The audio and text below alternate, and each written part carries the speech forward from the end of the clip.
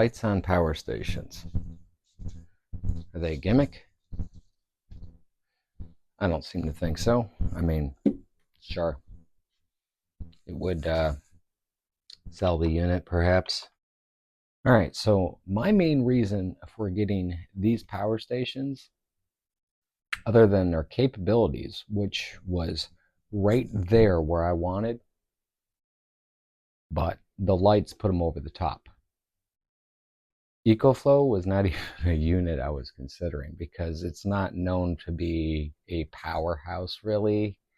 I mean, you look at their specs and it says, so in this case, this says 1200 watts with X boost on.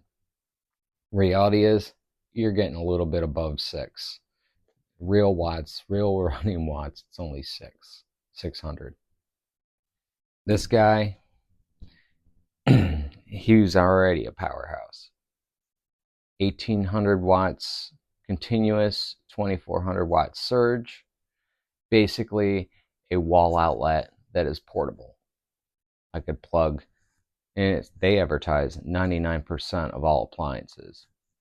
So far, I've yet to see the 100th that it can't power. Oh, we'll put that to the test maybe some other day. But for now, we'll just stick with this thing will power anything that I've had a problem with so far. And like I've said before in a past video, that this is just basically one power strip. Just choose an outlet, plug it in there. It's just basically like a wall outlet. Just pick a socket. Usually I will go with this guy because it has this Surge Max on here. And what is that? Surge pad.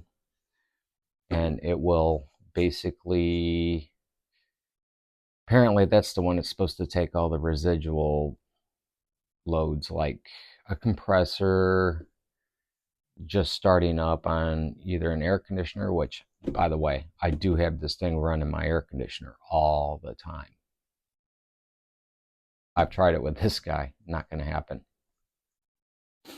But this guy, I've had him run my kettle, and that pulls 1500 watts. It does it like a champ, no problem. It takes about 7% of the battery internally in this unit. I do have an expansion battery, but that's not with the expansion battery. It's just using the power on this alone. Anyway, getting back to the lights. So I do know this. If you were like at a campsite, this is one that I've heard. If you're at a campsite, it's great for lighting that area up. I mean, you already got it outside anyway. You got stuff plugged into it. Heck, maybe you got a solar panel plugged into it and stuff. But yeah, you leave it on for whatever reason. I mean, we all get caught up in things. Or you've already got a whole setup going on outside as to where this isn't feasible to take it inside at that moment. Okay, well, it's got the light on there. Great. Well, it has a very low wattage and it only uses 3 watts in this thing. And I wouldn't be surprised if it uses only like 2 or 3 watts on this one as well. But it kind of lights up the general area. In order to actually see the user interface here, when the light is on, you actually have to put your arm down on it in order to ricochet some of that light so you can actually see the control panel. It would be nice if Anker actually did a little something as far as luminescence there to make it more user-friendly in the dark. Because basically the main reason why I got this was to be able to see the user interface in a power outage situation. The same thing with this guy. I got him over the top. He was already interesting enough, with the outlet in front and the 2 outlets in the back. And, it being an EcoFlow product, yeah, a certain amount of trust there to a point. I was hoping it could power a fridge. My 2 big ones, not so well, but we're going to check out the little fridges at some point in time.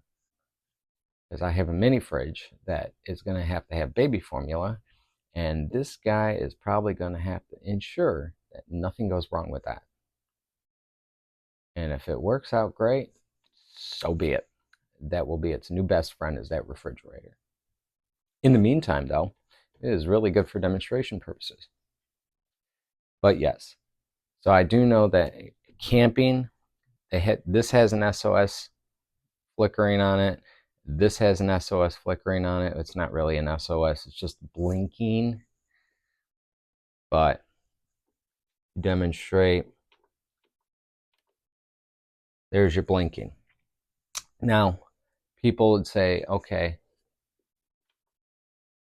on their phones, they would look at it and they would go, hey, guess what? Put it on blinking, we can find where our campsite is. So they'll go and they'll look for the blinking light, and lo and behold, there they are. So it is helpful as far as a tool like that. Unless you want to stick a siren on this thing and just like have it like trip one of these things to turn on the siren or whatever. But it's a nice silent passive way of doing things. But yes, the light was very important. Safety wise, it's just what you need when you need it. If you were to like try and take this guy right here is 30 friggin' pounds.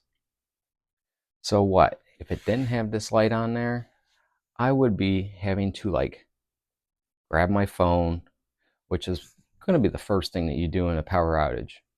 Grab your phone, and you would have to put it up on top. And then from there on out, the light's going to be shining upward because there's no other way you're going to angle it. Or you're going to try holding the phone in your hand while you're holding this. Now, if you slip and fall, this is going to slide right out of your hands easy.